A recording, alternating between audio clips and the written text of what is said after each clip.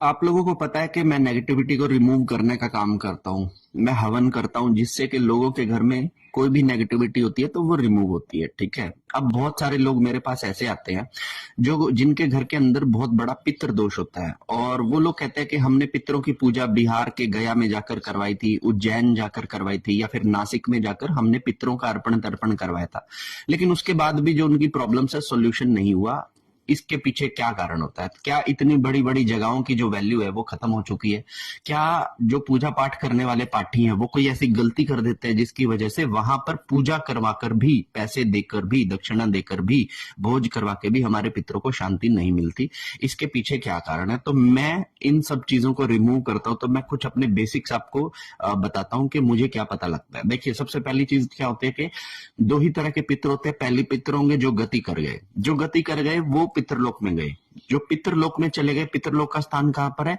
देवलोक से भी ऊपर पितरलोक का स्थान बताया गया है गरुड़ पुराण के अनुसार। ठीक है।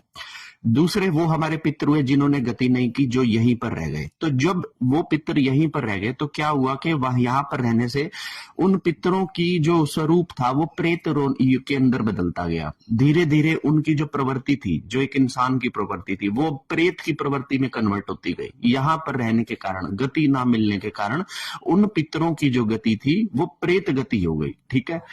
अब प्रेत गति हो गई तो क्योंकि जीते जी भी उनका धर्म कर्म से कुछ लेना देना नहीं था, इसीलिए वो गति नहीं कर पाए। तो जब हम कभी गया में जाकर उसका अर्पण तर्पण करते हैं तो वहां पर भी उनकी गति नहीं होती है, क्योंकि वो पितरों के हिसाब से उनकी गति करते हैं, और मैं यहाँ पर प्रेतों के हिसाब से उनकी गति करता हूं। तो जब मैं किसी के प्रेत वाला उपाय करता हूं तो 90% पितर दोषों वालों को शांति मिल जाती है, और जब मैं पितरों वाला उपाय करता हूं तो केवल 10% लोगों को शांति मिलती है। इसका कारण क्या है? कारण ये है कि आपके जो पितर है वो प्रेत स्वरूप में अधिक है, पितृ स्वरूप में कम है। तो अगर आप कोई भी रिचुअल ऐसा करवाते हो तो वो उनको जाकर लगता ही नहीं है, क्योंकि उनकी प्रवृत्ति अब प्रेत वाली बन गई ना। तो प्रेत प्रवृत्ति बन गई, और उन प्रेतों को अगर आप नारायण बलि का पाठ सुनाओ तो जिंदगी में उन्होंने कभी भगवान नारायण की विष्णु पुराण नहीं पढ़ा, तो अब मरने के बाद उनको नारायण बलि करवाने से या फिर कोई विष्णु का पाठ सुनाने से उन्हें फर्क ही क्या पड़ने वाला है? उज्जैन के अंदर, गया के अंदर जो अर्पण तर्पण किया जाता है, वो अगर व्यक्ति के जो दाह संस्कार होता है या कोई अंतिम संस्कार होता है उसमें अगर कोई कमी रह जाती है तो वो कमी वहां पर जाकर पूरी हो जाती है। लेकिन अगर आपका पितर प्रेत स्वरूप में कन्वर्ट हो चुका है तो उसको प्रेत वाला उपाय लगेगा, पितर वाला उपाय नहीं लगेगा।